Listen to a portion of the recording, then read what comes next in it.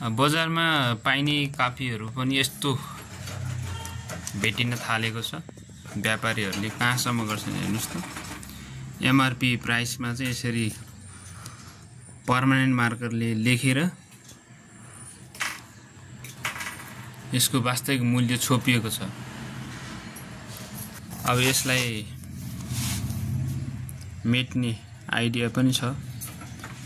Temporary मार्करले मेट्ने, त्यो माथि लेख्ने, अब यसलाई अनि पुछिदिने। ल सर्लक्कै गयो। ल वास्तवमा यो कपीको मूल्य 60 रुपैयाँ रहेछ। ल हेर्नुस्, 104 पेजलाई पनि यसले मेटेको थियो। 60 रुपैयाँ पर्ने कपी अनि यसरी 100 रुपैयाँको चाहिँ नम्बर लगाएर 100 नम्बर लगाएर यसले 100 रुपैयाँमा बेचिरहेको छ। यो कपी नेपालमै बन्ने कपी। यस्तो स्टेसनरी सामग्रीमा अनुगमन गर्ने कसले हो?